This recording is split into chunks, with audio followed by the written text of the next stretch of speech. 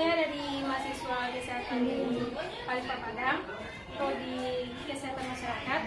Di sini saya mengumpulkan ibu-ibu untuk memberikan penyuluhan tentang diare pada anak. Apa kabar, Bu? Baik, Alhamdulillah. Baiklah, sebelum saya menjelaskan tentang diare pada anak, saya akan memberikan leaflet ini.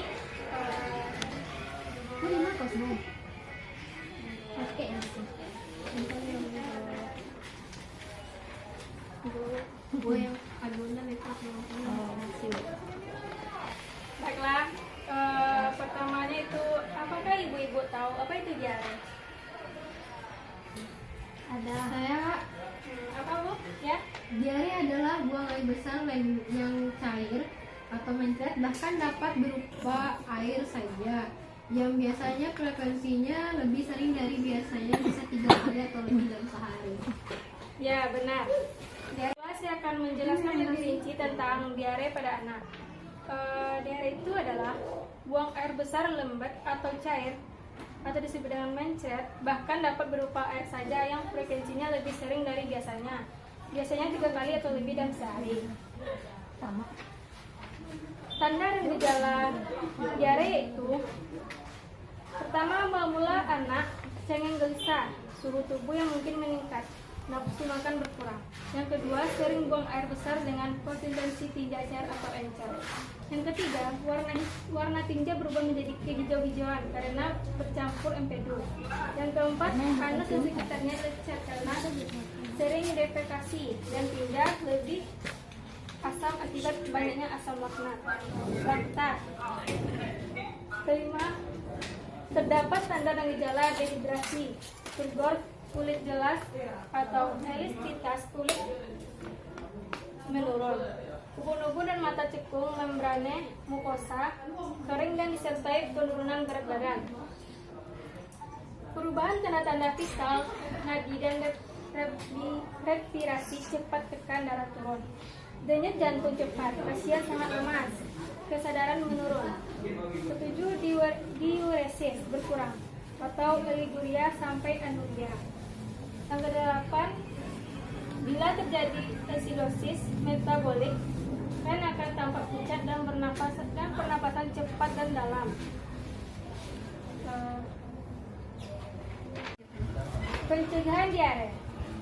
Pencegahan yang dapat dilakukan untuk mencegah diare adalah: yang pertama, kebersihan perorangan pada anak, mencuci tangan sebelum makan dan setiap habis bermain, memakai alas kaki jika bermain di tanah.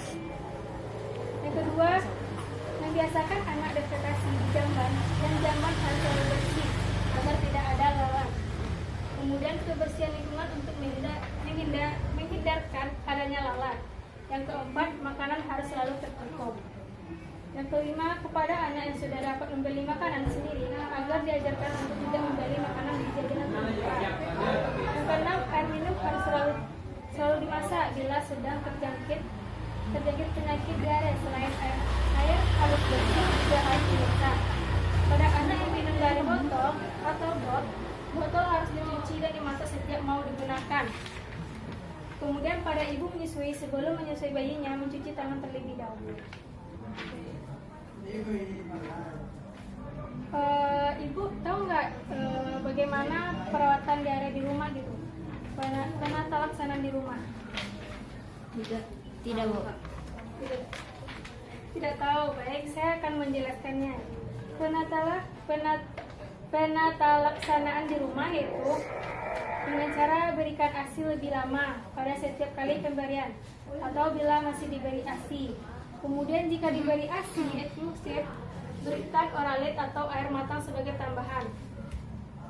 Lalu jika tidak diberi ASI eksklusif, berikan salah satu cairan berikut, yaitu Oralit, buah sayur, air tajin atau air matang.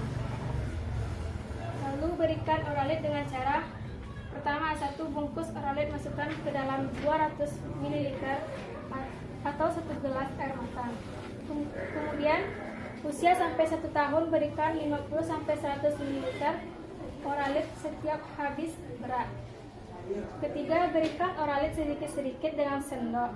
Jika muntah, tunggu sampai 10 menit, kemudian berikan lagi.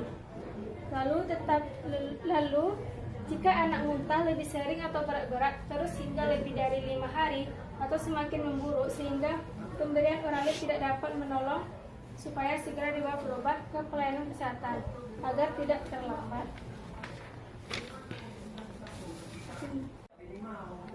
Baiklah, itulah materi yang bisa saya sampaikan. Apakah ibu-ibu adik-adik bisa memahaminya?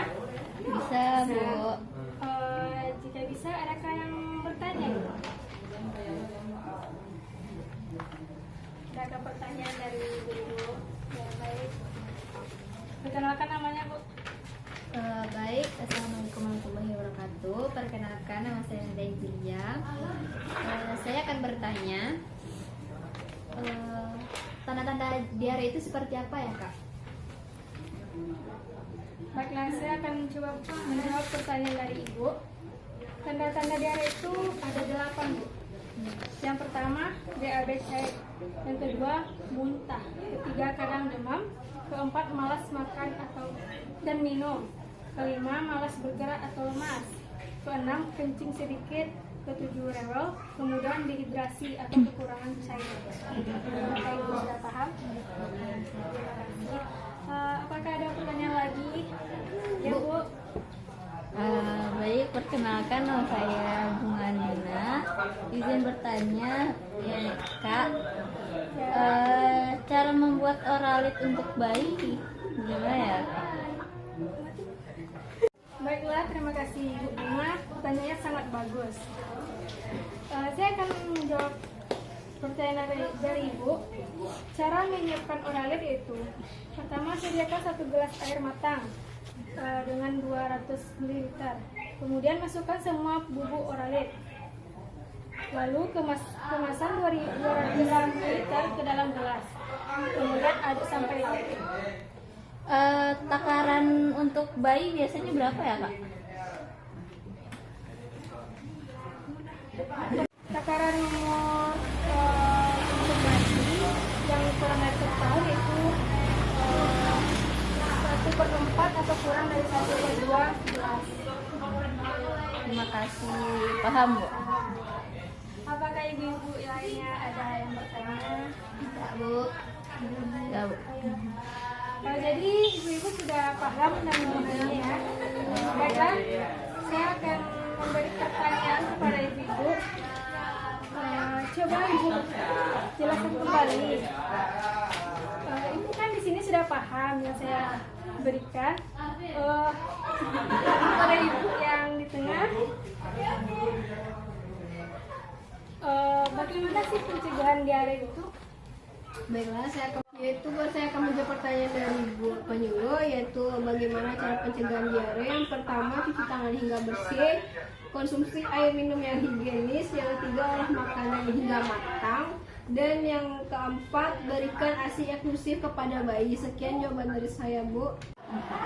Terima kasih Bu, jawabannya sudah bagus. Iya, Bu, sama-sama. Baiklah, saya akan bertanya lagi kepada ibu-ibu, yaitu ibu yang nanti disebut. Perkenalkan namanya, Bu. Nama saya Tesia. Bu Tesia. Bu, ibu udah tahu nggak perawatan diare di rumah itu? Pertama, sediakan 1 gelas air matang 200 ml. Masukkan semua bubuk oralit, lalu kemasan 200 ml ke dalam gelas, dan terakhir aduk sampai larut.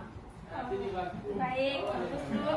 Jadi ibu sudah paham dan mengerti tentang diare pada anak ini. Baiklah, sampai di sini saya pemberian penyuluhan kepada ibu. Jika ada salah, mohon dimaafkan ya Bu. Saya tutup dengan wassalamualaikum warahmatullahi wabarakatuh. Waalaikumsalam warahmatullahi